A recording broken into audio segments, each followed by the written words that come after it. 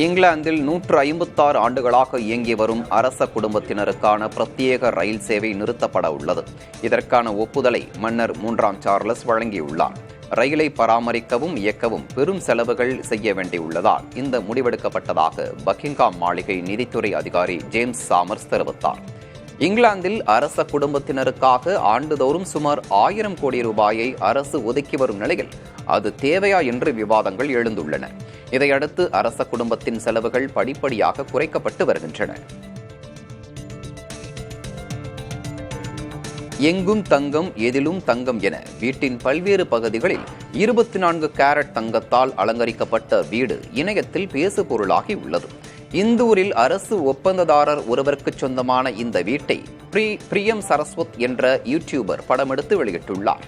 மர சாதன பொருட்கள், எலக்ட்ரிக் சுவிட்சுகள் என பலரிலும் தங்க முலாம் பூசப்பட்டுள்ளது. 1936ஆம் ஆண்டு வடிவமைக்கப்பட்ட மெர்சிடஸ் கார் தொடங்கி நவீன சொகுசு கார்கள் என இந்த வீட்டில் இருக்கும் பல விஷயங்கள் காண்போரை வியக்க வைக்கின்றன. AI தொழில்நுட்பம் தற்போது கருத்தரிப்புக்கும் உதவ தொடங்கிவிட்டது. அமெரிக்காவில் 20 ஆண்டுகளாக குழந்தை இல்லாமல் இருந்த தம்பதிக்கு 15 முறை செயற்கை முறையில் கருத்தரிக்கும் சிகிச்சை செய்தும் பலன் தரவில்லை. இந்நிலையில் ஜெவ் வில்லியம்ஸ் என்ற விஞ்ஞானி தலைமையிலான கொலம்பியா பல்கலைக்கழக குழு ஸ்பெர்ம் ட்ராக் அண்ட் ரெக்கவரி என்ற தொழில்நுட்பத்தை AI மூலம் செயல்படுத்தி கருத்தரிக்க ஏதுவான விந்தணுவை கண்டறிந்து குழந்தை பிறக்க உதவியுள்ளது. பல லட்சக்கணக்கான விந்தணுக்களில் சரியாக உள்ள வெகு சில அணுக்களை மட்டும் கண்டறிந்து கருத்தரிப்பு சிகிச்சை மேற்கொள்ள இந்த முறை உதவுவதாக விஞ்ஞானிகள் கூறியுள்ளனர். அசுஸ் பெர்மியா எனப்படும் விந்தணு குறைபாட்டால் பிள்ளை பேறு கிட்டாமல் கவலைப்படும் ஆண்களுக்கு இந்த முறை பயனுள்ளதாக இருக்கும் என கூறப்படுகிறது. தமிழ்நாட்டின் முதல் தங்க நகைக்கடன் ATM இயந்திரம் சென்ட்ரல் பேங்க் ஆஃப் இந்தியா சார்பில் ராமநாதபுரம் மாவட்டம் பரமக்குடியில் திறக்கப்பட்டுள்ளது. இதனை சென்ட்ரல் பேங்க் ஆஃப் இந்தியாவின் நிர்வாக இயக்குநரும் செயல் அலுவலருமான மாதம் வெங்கடராவ் திறந்து வைத்தார். AI தொழில்நுட்பத்துடன் வடிவமைக்கப்பட்டுள்ள இந்த நகைக்கடன் வழங்கும் ATM இயந்திரத்திற்கு பொதுமக்கள் மத்தியில் நல்ல வரவேற்பு கிடைத்திருக்கிறது. சீனாவிடமிருந்து வலிமை வாய்ந்த J-10C ரக விமானங்களை வாங்க ஈரான் முடிவு செய்துள்ளது. ரஷ்யாவிடமிருந்து ஏற்கனவே சுகோய் 35 ரக விமானங்களை ஈரான் கேட்டிருந்த நிலையில் அவை வந்து சேர்வதில் நீண்ட தாமதம் நீடிக்கிறது.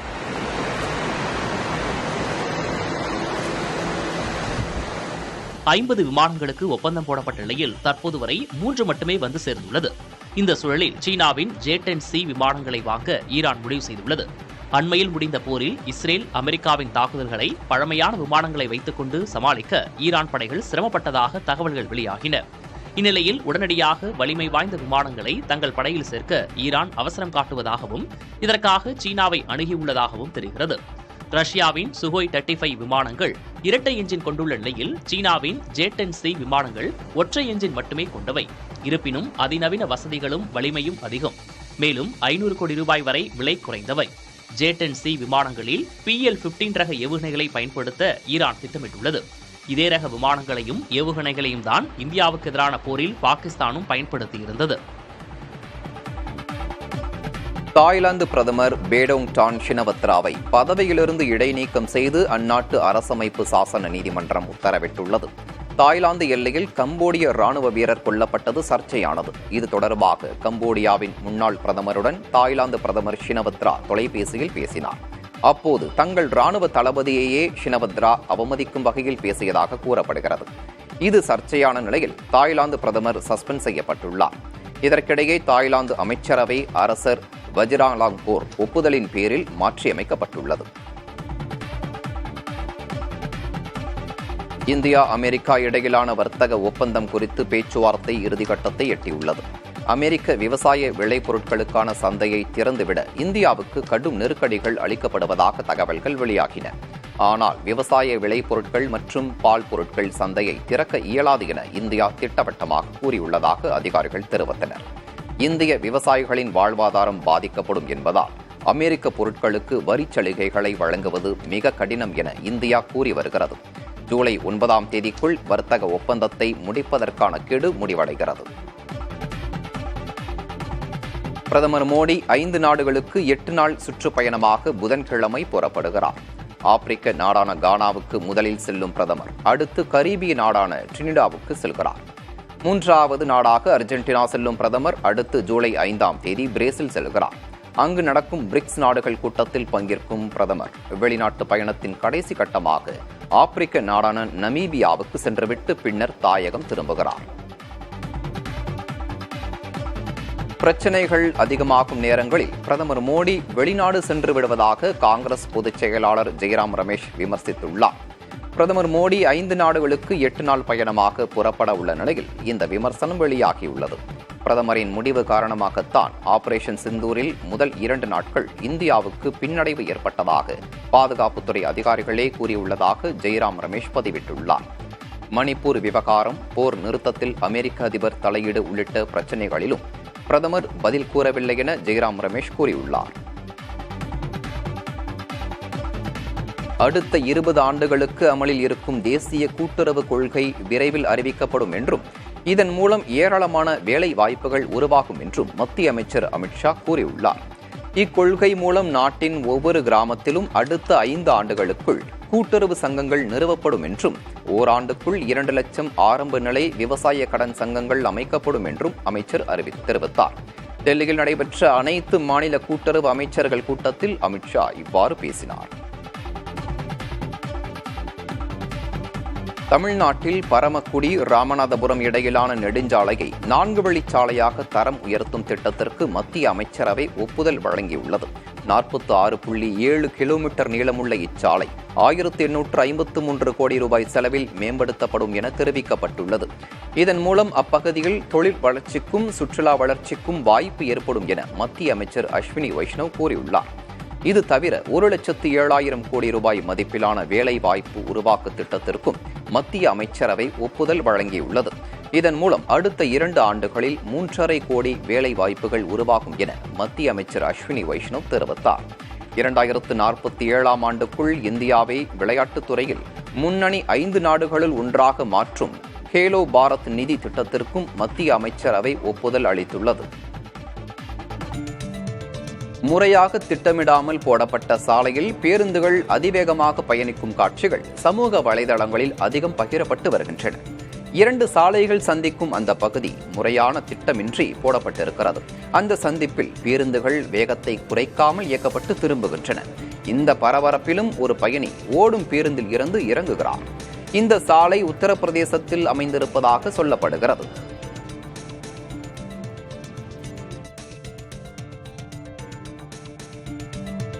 உலகம் முழுவதும் 6இல் 1 நபர் தனிமையில் பாதிக்கப்படுவதாக உலக சுகாதார அமைப்பு ஆய்வறிக்கை வெளியிட்டுள்ளது. பெரும்பாலும் இளைஞர்களே தனிமையால் பாதிக்கப்பட்டு வருவதாகவும் இது உடல் மற்றும் மனநலத்தில் கடுமையான தாக்கத்தை ஏற்படுத்துவதாகவும் தெரிவிக்கப்பட்டுள்ளது. தனிமை காரணமாக உலகளவில் ஒவ்வொரு ஆண்டும் சராசரியாக 8,71,000 பேர் மரணிப்பதாகவும் ஆய்வறிக்கையில் குறிப்பிடப்பட்டுள்ளது. அதே நேரம் சமூகத்துடன் ஒன்றிணைந்து வாழ்வது பல்வேறு நோய் அபாயங்களை கட்டுப்படுத்துவதாகவும் மன ஆரோக்கியத்தை மேம்படுத்தி வாழ்நாளை நீட்டிப்பதாகவும் கூறப்பட்டுள்ளது.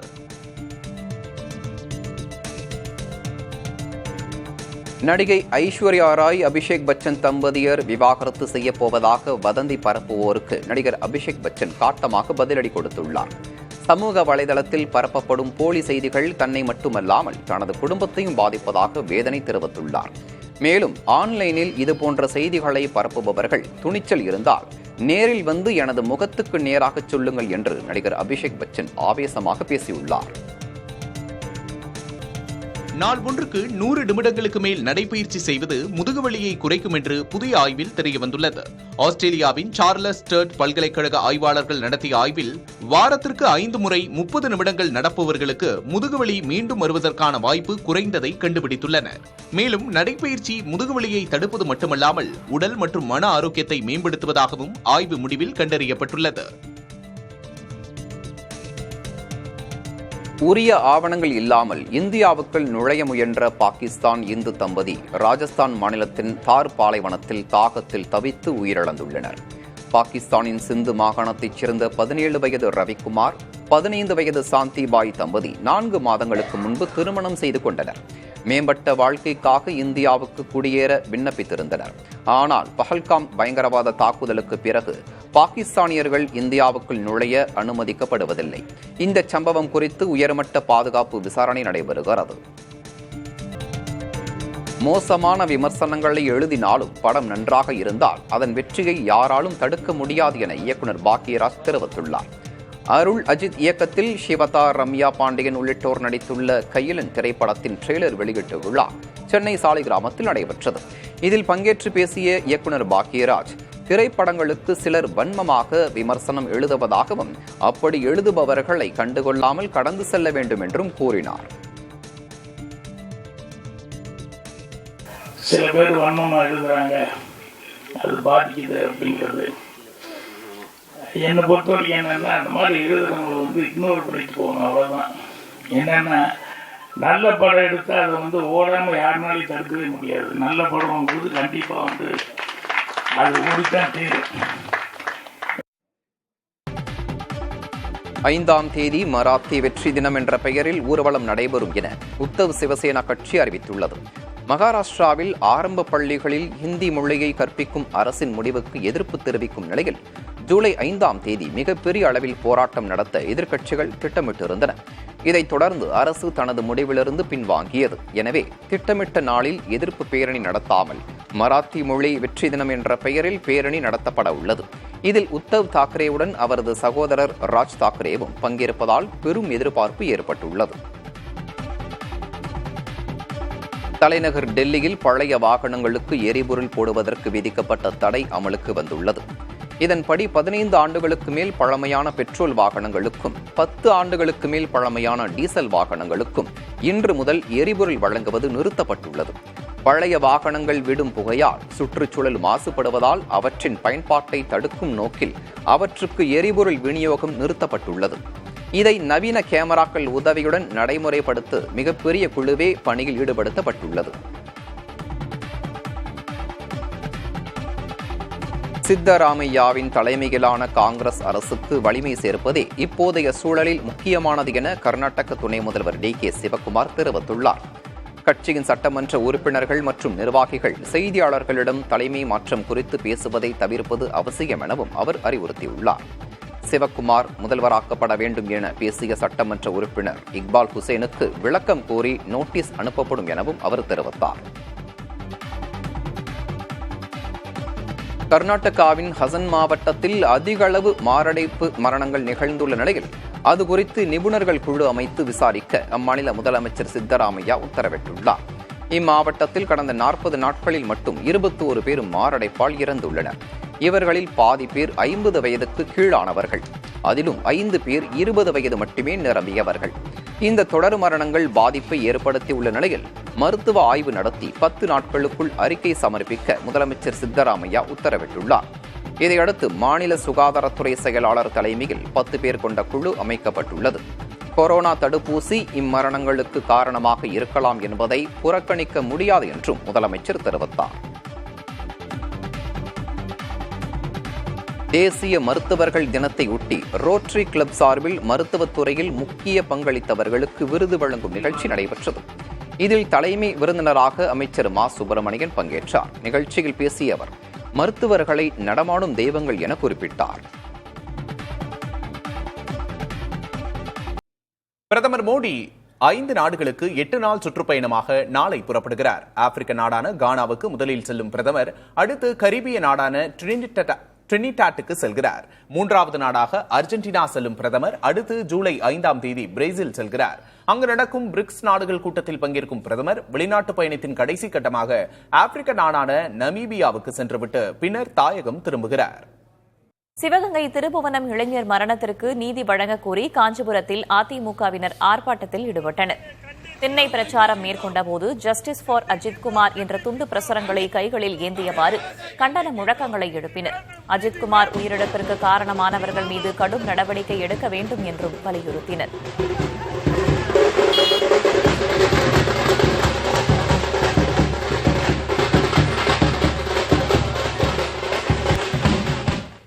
இளைஞர் அஜித்குமார் மரண வழக்கில் கைது செய்யப்பட்ட காவலர்களின் குடும்பத்தினர் திருப்புவனம் காவல் நிலையத்திற்குள் அமர்ந்து தர்ணா போராட்டம் நடத்தினர். உயரதிகாரி கூறியதால் தனிப்படை காவலர்கள் சென்றதாகவும் 6 பேரின் குடும்பங்கள் என்னவாகும் என்பதை நினைத்து பார்க்க வேண்டும் என்றும் கண்ணீர் மல்க கூறினர். மேலும் தங்களுக்கு நியாயம் கிடைக்க வேண்டும் என்றும் வலியுறுத்தினர். அவர்களிடம் காவல் துணை கண்காணிப்பாளர் சமாதான பேச்சுவார்த்தை நடத்தி அனுப்பி வைத்தார்.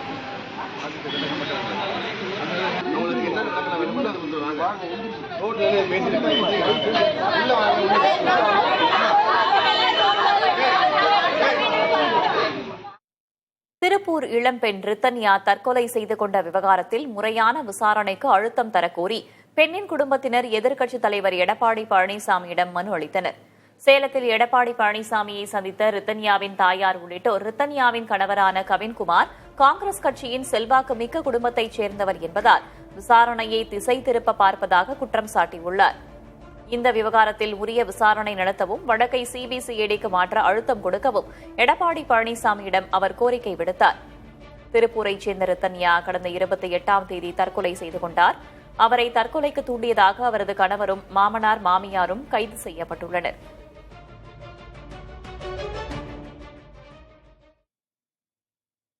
தனது மகளின் இறப்பு வழக்கில் அரசியல் கட்சிகளின் தலையீடு இருப்பதாக உயிரிழந்த இளம்பெண் ரித்தன்யாவின் தந்தை அண்ணாதுரை குற்றம் சாட்டியுள்ளார்.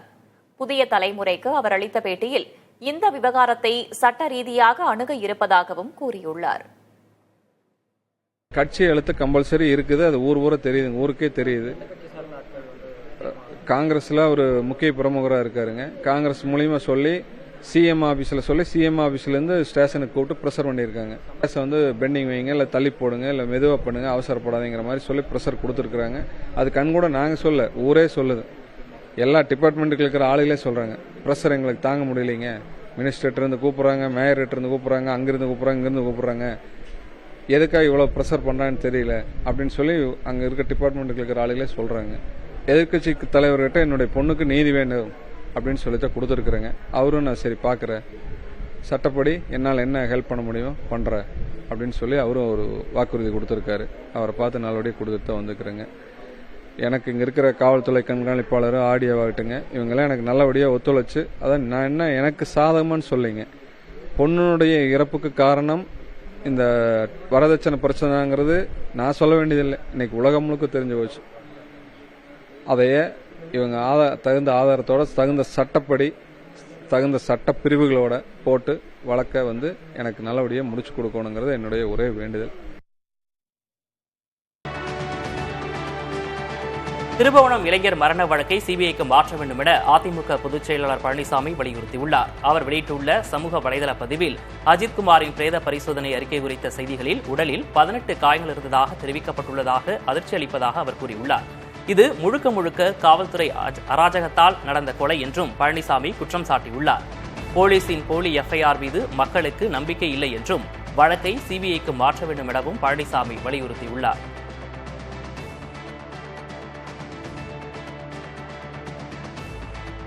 திருபுவனம் லாக்அப் மரண விவகாரத்தில் நீதி விசாரணை நடத்த உயர்நீதிமன்ற மதுரை அமர்வு ஆணையிட்டுள்ளது.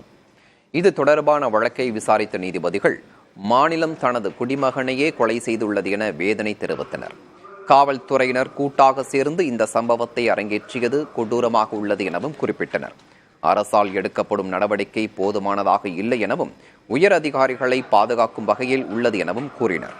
வழக்கு விசாரணையின் போது தமிழ்நாடு அரசு தரப்பில் வழக்கை சிபிஐக்கு மாற்றுவதில் ஆட்சேபனை இல்லை என தெரிவிக்கப்பட்டது. இதைத் தொடர்ந்து கொலை செய்பவர்கள் கூட இப்படி தாக்க மாட்டார்கள் என வேதனை தெரிவித்த நீதிமன்றம் இந்த விவகாரத்தில் மதுரை மாவட்ட நீதிபதி ஜான் சுந்தர்லால் விசாரணை நடத்தவும் விசாரணை அறிக்கையை ஜூலை 8ஆம் தேதி சமர்ப்பிக்கவும் உத்தரவிட்டது. இந்த சம்பவத்திற்கு காரணமான உயர் அதிகாரிகள் உள்ளிட்ட அனைவர் மீதும் நடவடிக்கை எடுக்க அரசுக்கும் ஆணையிட்டது. வழக்கு தொடர்பான சிசிடிவி உள்ளிட்ட அனைத்து ஆவணங்களையும் விசாரணை நீதிபதியிடம் வழங்க காவல்துறைக்கு நீதிமன்றம் உத்தரவிட்டது.